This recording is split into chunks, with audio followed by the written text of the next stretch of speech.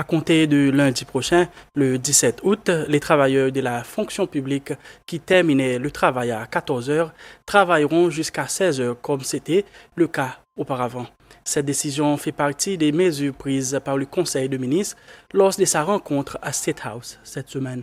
Réunion présidée par le président de la République, le docteur Patrick Emini. Lors d'une autre conférence de presse ce matin, le vice-président Sébastien Pillet affirme que cette mesure prise par le gouvernement et qui visait avant tout à conserver l'énergie en cette période de crise mondiale, le vice-président Pillet affirme que cette mesure a atteint son objectif. Le Conseil de ministres a également approuvé la conclusion par la société pétrolière CPEC d'un accord d'approvisionnement en carburant d'une durée de 7 ans avec Total Energies Trading South Africa, TOTSA, un accord qui inclut une facilité de report de paiement selon le Conseil de ministres. Cet accord garantira la continuité et la faillibilité de l'approvisionnement des Seychelles en produits pétroliers tout en renforçant la liquidité et les fonds de roulement des CPEC en se soutenant la sécurité énergétique ainsi que la résilience financière du pays. 24 familles du district d'Ancétoile ont reçu les clés de leur nouveau logement au village Mel à Lagog lors d'une cérémonie organisée jeudi. Le projet de logement abordable comprend 3 blocs de 8 appartements, dont 16 logements de 3 chambres et 8 de 2 chambres. Les travaux réalisés par Turnkey Solutions ont coûté 23,2 millions de roupies et ont débuté en octobre 2023. Le projet a été achevé ce mois-ci.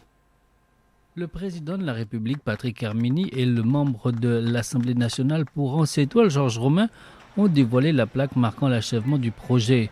Dans son discours, le président Hermini a décrit ces nouveaux logements comme le début des nouveaux chapitres pour les familles qui pourront désormais appeler le village Merle leur foyer.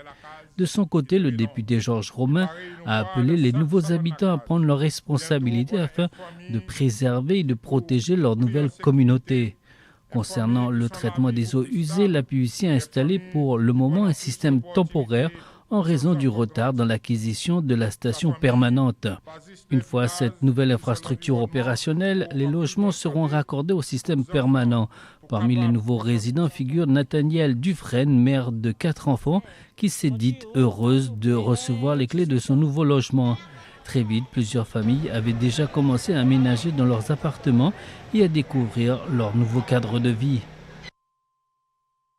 Élysée a reçu la Coupe du Président en tant que meilleure étudiante de l'Académie du tourisme, la STA. Vicky a suivi le cursus Rooms Division. Il s'agit d'un nouveau programme axé sur les opérations liées aux chambres et la réception. La cérémonie de remise des diplômes s'est tenue au Centre international des conférences ICCS en présence du président de la République, le docteur Patrick Emini. Au total, 158 étudiants ont obtenu leur diplôme cette année au niveau certificat avancé et diplôme avancé. Le directeur de l'Académie du tourisme, Richard Mathieu, a déclaré que l'Académie avait modernisé ses programmes pour répondre aux exigences de l'industrie touristique actuelle.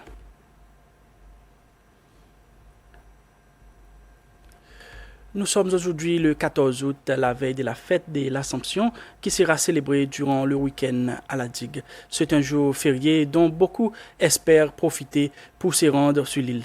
Ce matin, une équipe de la SBC a fait tourner au port avant le départ du bateau 4 Coco Maé à 10h30.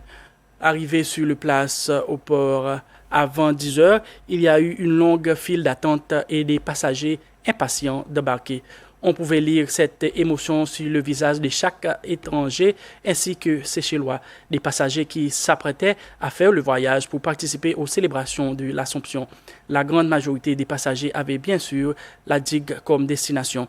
L'équipe de la SBC au port de Maé pour l'embarquement ont noté que toutes les procédures telles que les contrôles des billets avant l'embarquement se sont déroulées sans les moindres obstacles. Et ainsi s'achève ce flash d'info. Rendez-vous à 19h pour le bulletin en anglais.